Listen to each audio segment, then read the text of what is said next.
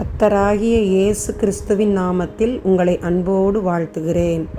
இன்று ஆண்டவர் நமக்கு தரும் அற்புத வார்த்தை சங்கீதம் 91:15. ஆபத்தில் நானே அவனோடு இருந்து அவனை தப்புவித்து அவனை கனப்படுத்துவேன்.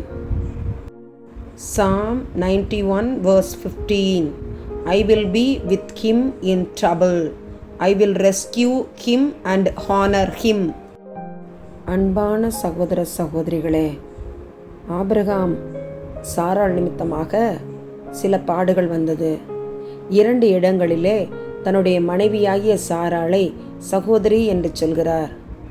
ஆபிரகாமுக்கு ஏற்பட்ட அந்த ஆபத்திலே கர்த்தர் அற்புதமாய் இடைப்பட்டு அற்புதமாய் அவனை தப்புவிக்க வைத்தார். மீண்டுமாய் சாராளை மனைவியாக ஆபிரகாம் அடைகிறார். எத்தனை ஆபத்துக்கள் கர்த்தருடைய பிள்ளையின் வாழ்விலே வந்தாலும் தப்புவிக்கிற தேவன் நம்மோடு உண்டு.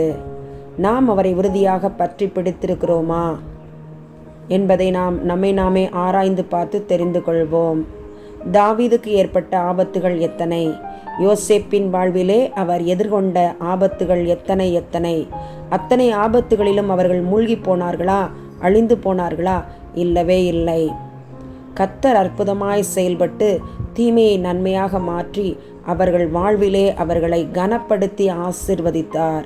இன்று நாம் எதிர்கொள்கிற எல்லா ஆபத்துக்கள், துன்பங்கள், துயரங்கள், தடைகள் யாவையும் கர்த்தர் மாற்றி நம்மை கனப்படுத்துவார். கர்த்தருடைய பாதத்திலே பொறுமையோடு ஜெபத்தோடு காத்திருப்போம்.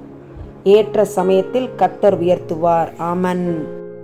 ஆபத்தில் எங்களை தப்புவிக்கிறவரே, எங்களை கனப்படுத்துகிறவரே, தர்மியான ஜெப நேரத்துக்காக ஸ்தோத்திரம். உம்முடைய பிள்ளைகளாகிய நாங்கள் உபவாசித்து ஜெபிக்கிறவர்களாக மாற்றும்படியாய் ஜெபிக்கிறோம்.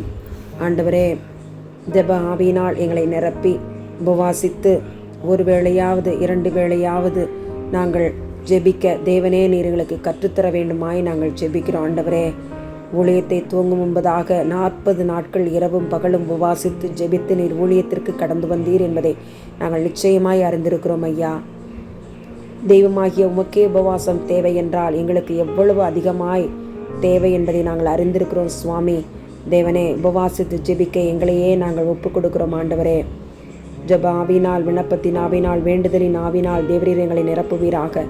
தேசத்திற்காக, குடும்பத்திற்காக, எங்களுடைய தெருவில் உள்ள மக்களுக்காக நாங்கள் பாரத்தோடு உபவாசித்து ஜெபிக்க நீர் எங்களுக்கு கற்றுத்தாரும். அநேக காரியங்களை அவற்றின் மூலம் நாங்கள் சாதிக்க முடியுமே தகப்பனே. தேவனாகிய கர்த்தர் நீர் எங்களுக்கு இரக்கம் பாராட்டும். உபவாசம் இருக்க முடியாத தன்மையெல்லாம் மாற்றி போடும்.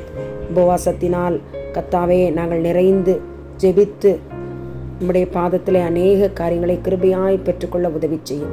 எங்கள் ஜெபத்தை நீர் கேட்டு எங்களை உபவாசிக்கிறவர்களாய் மாற்றப் போகிற தயவிற்காக நன்றி. இயேசுவின் மூலமாய் ஜெபிக்கிறோம் நல்ல பிதாவே. ஆமன், ஆமன்.